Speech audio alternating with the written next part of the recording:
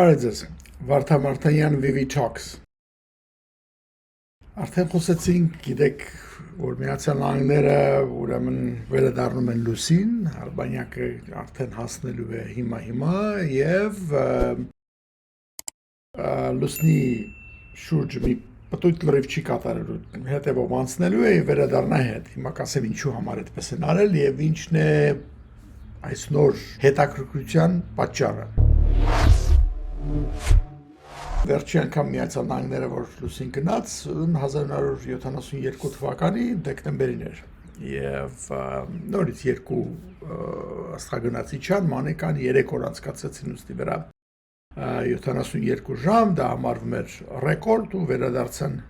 բերելով իրենց հետ շատ նմուշներ քարի հողի եւ այլն դրանից հետո ոչ մի մարդ չի գնացել լուսին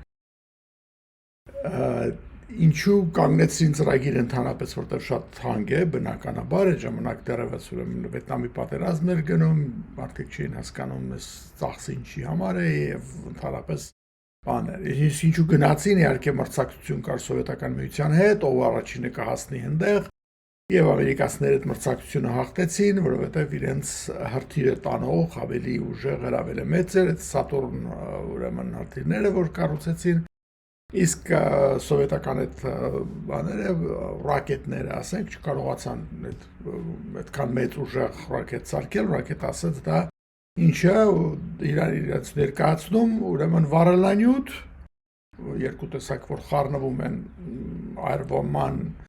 այդ խցիկի մեջ, այդտեղ սկսում է այրվել եւ մեծ ուժի առաջացնում թռնում են, պարզ է։ Այն արագությամբ, այն ուժեղությամբ, որ պիտի այդ այրումը կատարես, դա ստանալու համար մեծ պոմպեր են պետք։ Իրականում ռակետ ասած բանը դա ուրեմն այդ գնալու համար դեպի լուսին եւ այլ հսկայական հզորության պոմպեր են պետք, որպեսզի վառելանյութը մղես այրման ուրեմն chamber-ն ասում, խցիկ, որտեղ պիտի այրումը կատարվի Եվ այդ հզորությունը պիտի ստեղծվի, որպեսզի այդքան մեծ տոննաժը բարձրացնես։ Մի խոսքով հիմա շատ չեմ մտնում դրա մեջ, գաղափարներ էր, որ նրանց մոտ չստացվեց սովետական միության մեջ, որտեղ այդ պոմպերը չունեն, նրանք պարզապես իրար էին կապում, այն իրենց Սոյուզի կամ 1959 թվականից Կարլովի դիզայներած ստեղծած այդ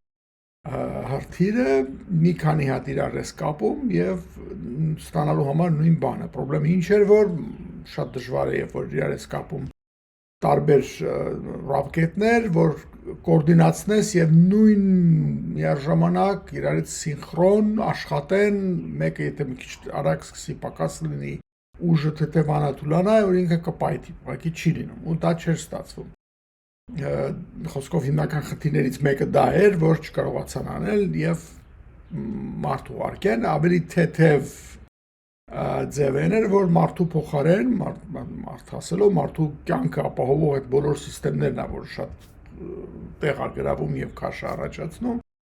Ուղարկեցին, ասենք հիշում եք, լունախոդ էին ասում, փոքրիկ մեքենա այնտեղ ֆրֆռաց եկավ եւ դրանով վերջացավ ծրագիրը եւ արդեն իմաստել չուներ, որտեղ արդեն ամերիկացիները առաջինն են եղել, իրենք ուզում են առաջինն լինել։ Ծրագիրը մեռավ, ծախսի պատճառով ամերիկան էլ չշարունակեց այդ գործը ու հիմա դրանից հետո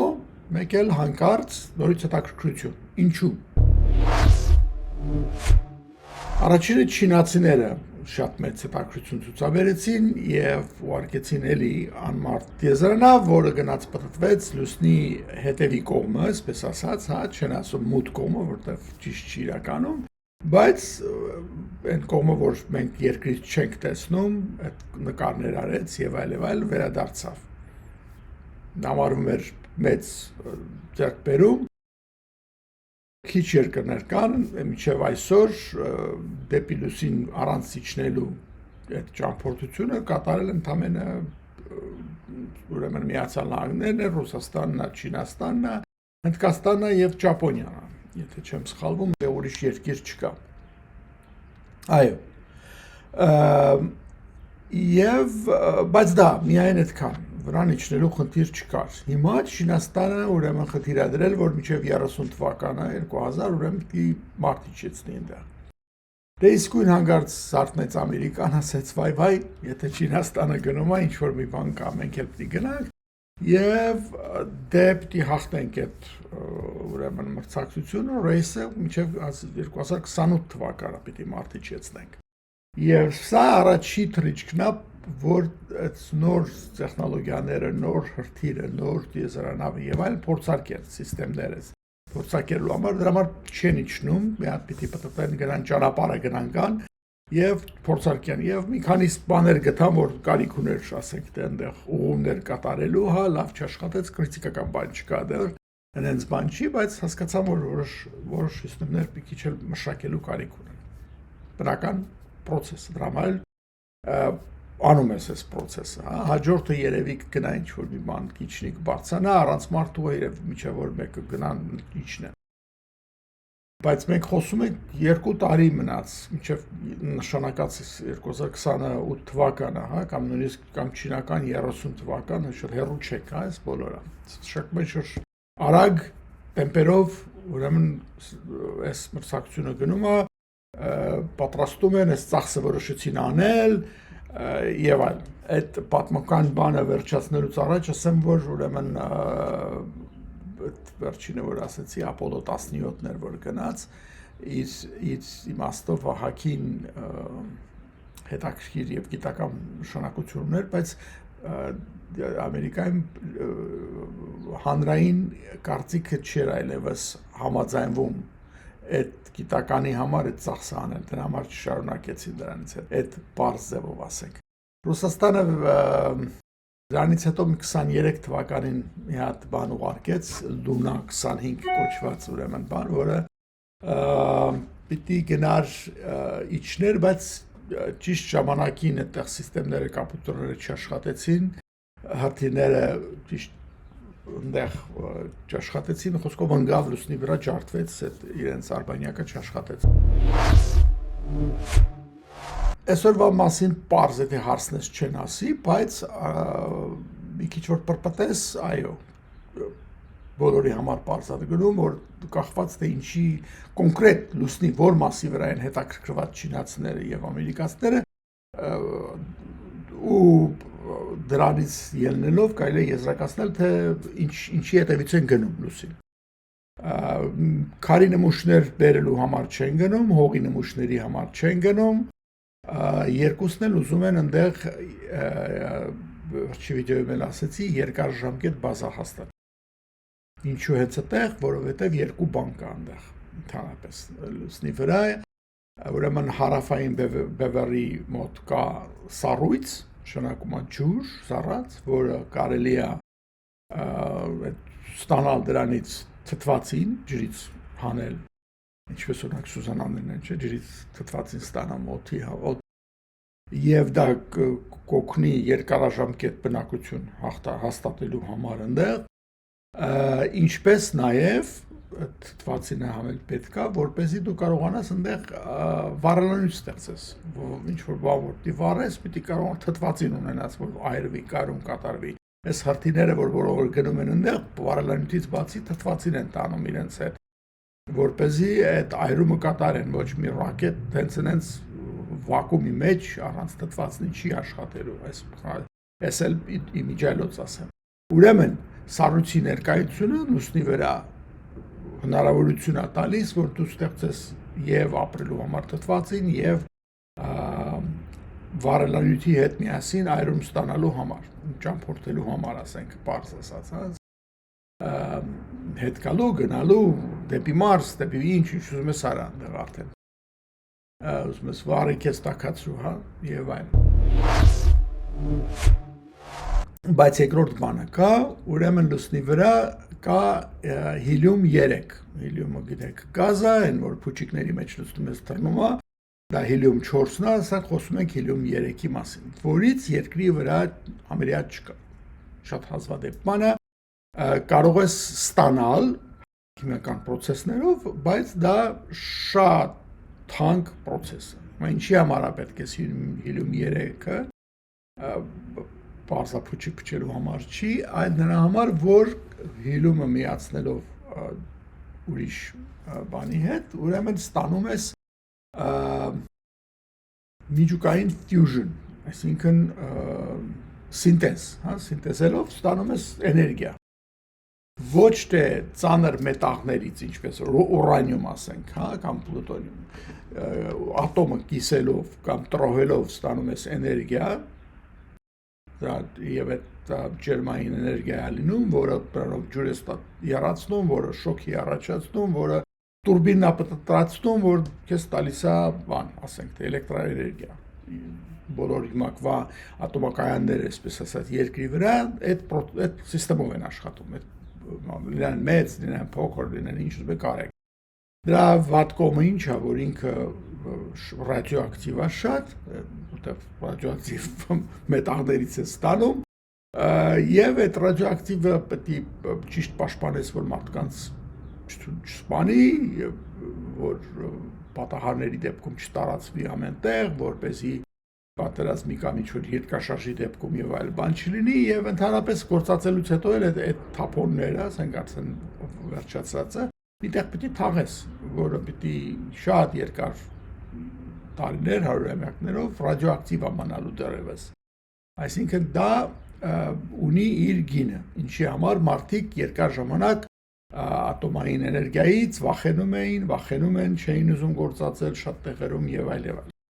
Այսպես կոչված կանաչները բան, բայց գիտնականները գիտեն, որ միայն այդ ձևով չի, կարող ես նաև ատոմ ոչ թե տրոհելով ստանաս էներգիա, այլ կարող ես միացնելով ստանաս, այդ fusion-ը դա տրոհելու ձևն է, fusion-ը, այսպես ասած սինտեզելու, միացնելով ստանալու ձևն է, բայց պրոբլեմ ինչ էր դրա, որը լավ կողմը դրային է, որ դու բան չունես, ինչ են ասում, ռադիոակտիվ չի ինքը, եւ որովհետեւ դու ռադիոակտիվ մատերիալներից չես ստանում, դա ծանր մետաղներից չես ստանում, հակառակը շատ թեթև հելիումը ինչա թեթև գազ է, չէ՞, ամենաշատ պարզ բանն է, դրա համար աթռնում օդից բարձր թեթև է, եւ ռադիոակտիվ չի, եւ այդ դրանից ստացած էներգիան էլ մաքուր է, այդ նույն պրոբլեմները չունես, ինչ որ ունես, ասենք թե ուրանիումից ստանալուց հետո։ Պրոբլեմն է, որ ինքը երբ որ իրանից ստանում ես այդ ռեակցիան, chain reaction, այսպես շղթայական ռեակցիան, որ ինքը սկսի աշխատել եւ էներգիա տալ։ Այնքան էներգիա, որ դու պետք է ծախսես իրան process-ի մեջ դնել, ավելի շատ ես ծախսում, քան թե ստանում ես։ Այսինքն մեծ ջերմաստիճաններ պետք է ստեղծես, որպեսզի process-ը սկսի։ Մի խոսքով տնտեսական իմաստով շահավետ բան չի, սա լաբորատորիայում կարող ես անես եւ արել են, ոչ թե կարող ես անես, բայց դա կոմերցիոն իմաստով շահավետ չի, անիմաստ է սոպեին։ Քանի որ այդ նախ եւ առաջ այդ հելիում 3-ը չես կարող ստանաս, այդ թանկանոց գործը, այսպես ասած։ Հիմա լուսնի վրա կա, պետք չի էներգիա ծախսես իրան ստանալու համար, միայն պետք է գնաս, այսպես ասած, կոպիտ ասած հավաքես կամ հանքի նման բերես, հանքային աշխատանքներ կատարես, իրան հավաքես բերես երկիր, դա հեշտ բան չի, դա էժան բան չի, եւ մի քանի միջև տարի առաջ, մի քանի ասելով 3 տարի, 4 տարի առաջ, բոլորը կարծում են, որ բոլորը չասենք, լավ, շատերը, որոնք այս գործից հասկանում են, դա խելքի մոտ բան չի, այդտեղից հեշտ չի, որ գնաս հավաքես, դրած չի, ոնց որ ասում են, մետաղի նման մի բան, որ գնաս վերցնես, բերես եւ հեշտ ինչ-որ ձևով ինչ-որ գործի տնես։ Այդպես չի եւ դա ոնց ես անելու, մի խոսքով sense բաներ։ Հետաքրքիրն է, որ ոչ թե միայն երազող մի քանի գիտնականներ վազ չանցան այս գաղափարից, այլ կամպանիներ ստեղծվեցին մարդկանցից, որոնք փող դրեցին, պատկերացնում եք, չէ՞, ինչքան հավատացել այս գործին, որ փող են դրել, աշխատել են եւ մշակել են technology, որպեսզի այսպիսի բանը իրագործեն։ Եվ էլի կարելի էր կարծել, որ այսպիսի կամպանիներ շատ են ծնվում ու մեռնում օրը ֆանտազիաների վրա հիմնված, հանգարց պարզվեց, որ չէ, սա լրիվ ֆանտազիա չի, նույնիսկ ասենք այնքան ճիշտ, այնքան խելքի մոտ բանը, որ նույնիսկ Ամերիկայի Energy Department-ը, հա, ասենք էներգիայի նախարարությունը կոնտրակտ է տվել ինչ-որ մի հատ company Seattle-ից, Washington State, որը պիտի իրեն միջև 3 լիտր հիլիում 3 լուսնից բերի իրանց համար, դա, այսինքն, այս չնայած, այս թրիչկը, ճամփորդությունը դեպի լուսին, NASA-ի կողմից որ կա, լրիվ պետական փողերով եւ պետական միջոցներով արված,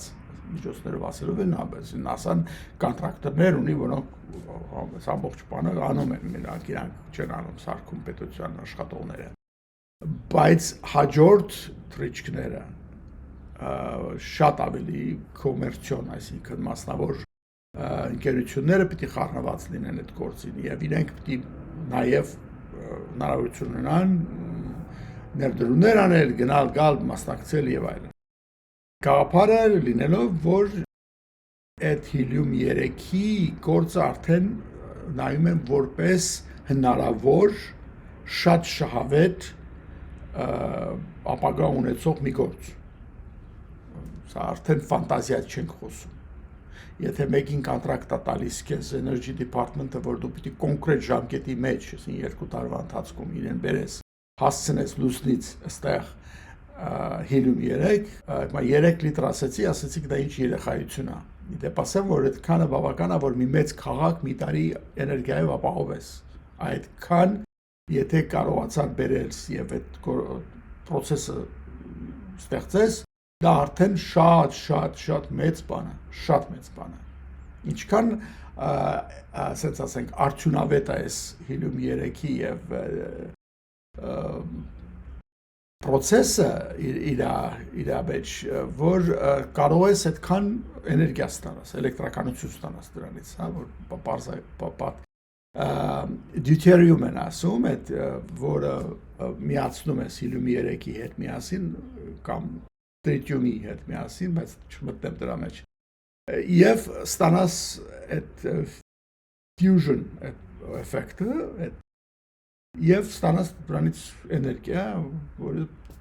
վերածում ես էլեկտրական էներգիայի խոսքով։ Հիմա պատկերացրեք, լավ, եթե դա այդպես է, մեկը ձեզ ասի, որ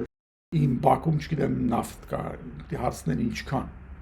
արժե ծախսը որ մտնեմ մեջը, հա, եթե հողի տակ ասենք, կամ ոսկի եմ գտել, ինչքան հելիումի մասին ենք խոսում, հելիում 3-ի մասին ենք խոսում, լուսնի վրա, որ այս ամբողջ գլխացավը արժի եւ Չինաստանի համար, հիմա էլ Ամերիկայի համար, հիմա կասեմ ինչի համար սա ստրատեգիական է, որ ասեմ, թե ինչքան էֆեկտիվ է սա լինելու։ Ասեցի, որ մի քանի կիլոգրամը մեծ քաղաքի համար բավական էներգիա ստեղծելու համար։ Այնտեղ կա 1 միլիոն տոննա հելիում 3։ Հա մետրիկ տոննաների մասն ենք խոսում, այնով որ Ամերիկայում ապրում տարբեր տոննա է, մի պակաս։ Ամերիկյան տոննական։ Ավելի շատ կներ։ Ուրեմն այս 1 միլիոնը ինչքան է բավական։ Պատկերացրեք ամբողջ Ամերիկայի, եթե ենթադրենք մի վայրկյան, ֆանտազիայի բան չեմ անում, ուղղակի հաշվարկի համար perspective տալու համար եմ անում, որպեսզի հասկանանք ինչ բաների մասն ենք խոսում։ Ամերիկան ամենաշատ էներգիա ծախսող երկիրն է, այսպես ասած, հա, Չինաստանը երկրորդն է հիմա կարող անցնել այնքան արտադրության հետ, որ այնտեղ կա, բայց Ամերիկանը շատ է ծախսում էներգիա։ Ամբողջ ամերիկյան էներգիան մի տարվա ծախսը խոսում ենք 20 տոննայի մասին հելիում 3-ով կարողանաս փակես։ Այնտեղ 1 միլիոն կա, դա նշանակում է 50,000 տարվա էներգիա կա այնտեղ։ Ամբողջ աշխարհը դու կարող ես 1000 տարի էներգիայով ապահովես, աշխարհը 1000 տարի։ Այսինքն նորից դա ես պարզապես ասում եմ, որպեսզի պատկերացնեք ինչ մասշտաբի մասին ենք խոսում, ինչքան կա այնտեղ։ Հիմա ոնց է լուսնի վրա հայտնվել եւ ոչ թե երկրի վրա, եւ լուսնի վրա հայտնվելը դա արևից է եկել։ Արևի այդ մեծ ջերմաշրջանների մեջ այդ հելիում երրորդը առաջացել է եւ արևի այդ մեծ փոթորիկներ են այդ ամեն մի փոթորիկը իրական որ նայես ինքը ասած ժայթքում է արևի դա մի քանի տասնյակ հազար կիլոմետր բարձրության ժայթքում է արևի վրա փոճուր ինչ որ բան ենք տեսնում նկարի մեջ այդ փոթորիկների այդ քամիների արևի այդ շնորհիվ եկել են դիեզերքադա գնում դուրս տարածվում եկել են ընկել են լուսնի վրա հասնել անդադ գալիս է երևի ով այդպես կուտակվել է հազարամյակների ընթացքում հա եւ հիմա մի խոսքով այդտեղ կա եւ հատկապես այդ մասում ավելի շատ եւ հատկապես դրա հետ էլ այն որ այնտեղ նաեւ սառույց կա շատ լուսնի հարավային բևերը շատ Իրանից հետաքրություն են ներկայացնում Եվ հիմա այդ մրցակցության մեջ պարզ առաջին հերթին էներգիայի խիստ կարիք զգացող սով ունեցող Չինաստանն է եւ Ամերիկան նայել էներգիայի կարիք ունեցողը իհարկե սոպեին ինքը այդ նավթ արտադրում շատ բայց համենայն բոլորին պարզ է որ դա շատ թանկ է եւ բոլորին պարզ է որ դա վերջ ունի այդ էլ կա եւ էլ չեմ ասում իր էկոլոգիական վնասները եւ այլ Այս բոլորը իմանալով նաև այդ ստրատեգիական մրցակցությունը ինչպես տեսնում ենք Տրամպը շատ աննորմալ բաներ ասելու հետ միասին շատ այդ բանել հասկանում է որ Չինաստանին թույլ կողմը դա էներգիան է եւ եթե կարող ես իրան թույլ չտաս որ ինքը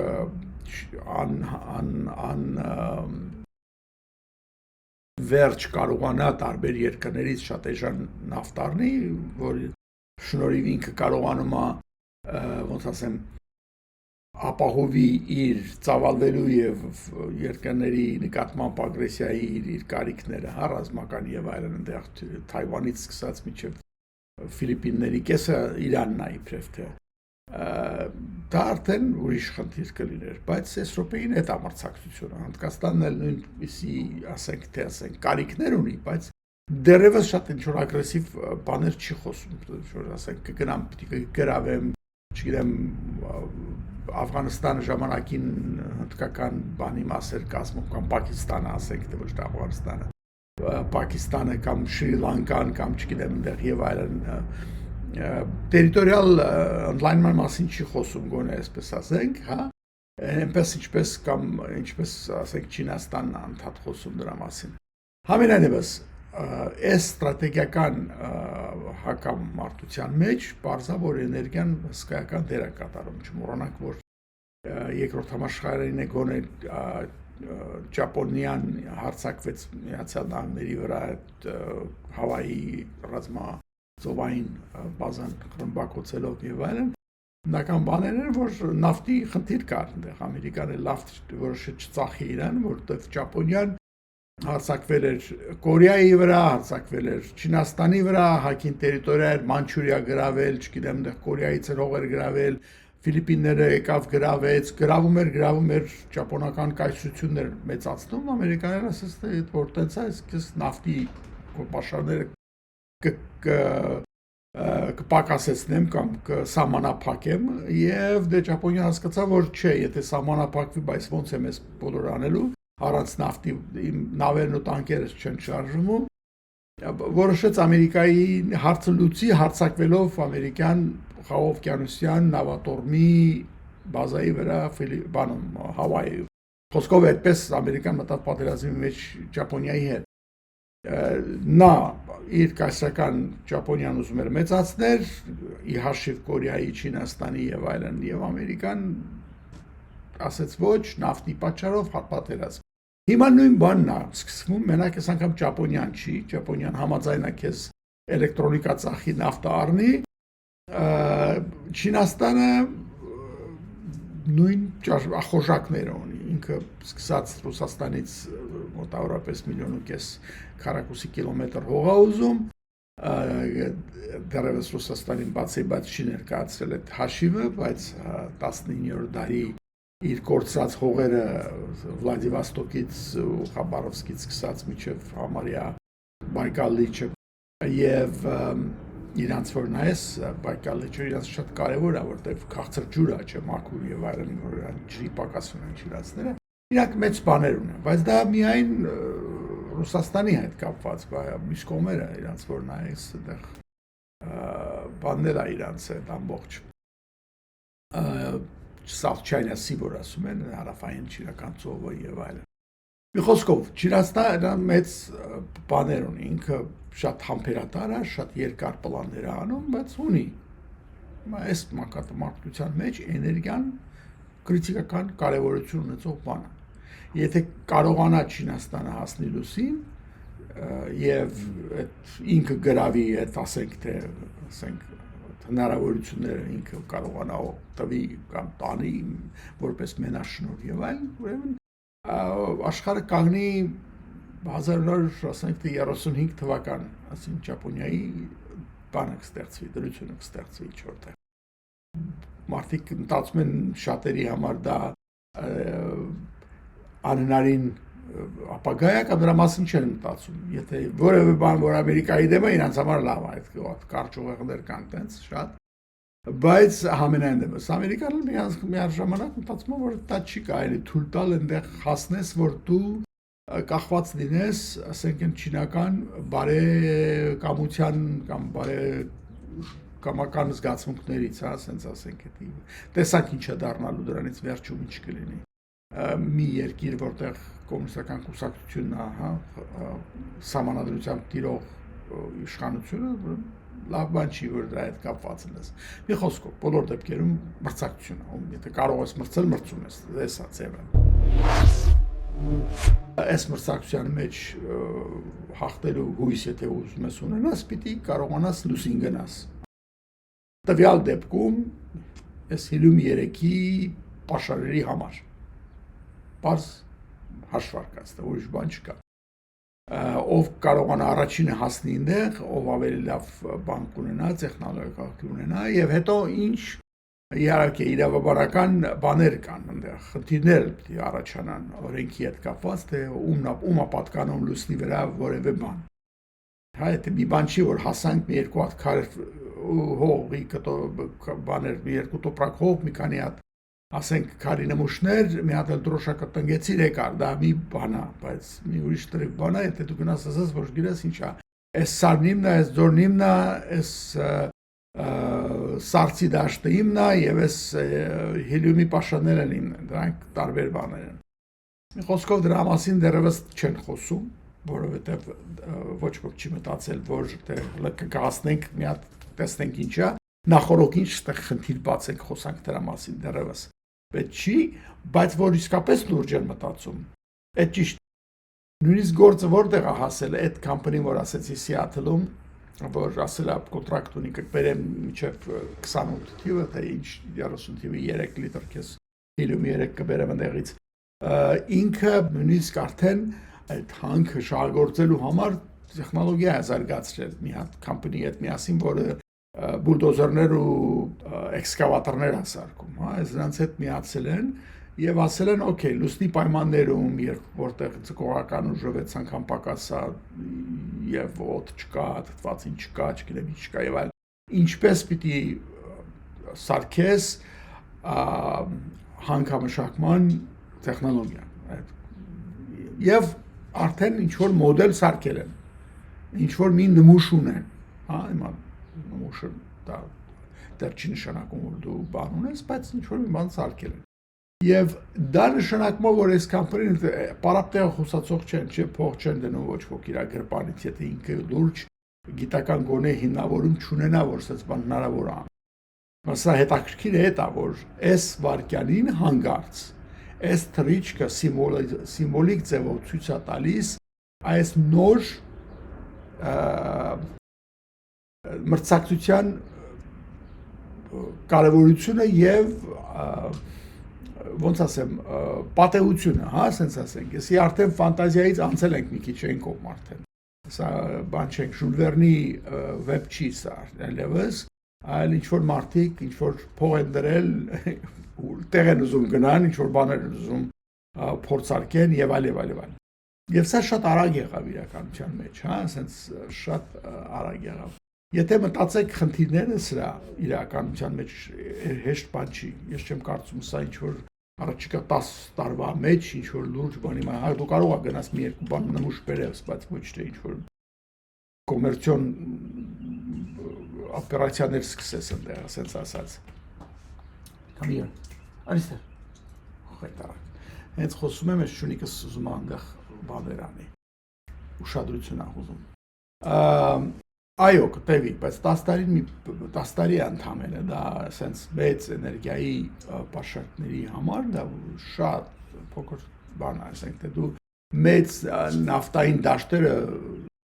ասենք թե շահագործելու համար էլի տարիներ են պետք, որ մնաց գնաց լուսնից բան բերես, հա, ինչ որ եւ դրանով ինչ որ կարողանաս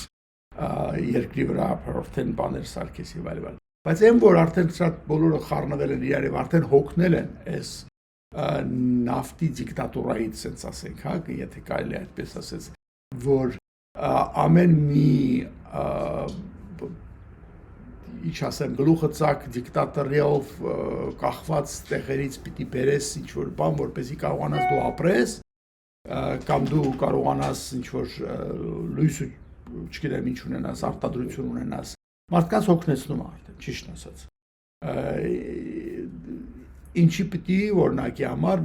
թեկուզ ճապոնացին նորից վերադառնամ այդ բանին, լինելով կրթված, զարգացած, չգիտեմ ինչ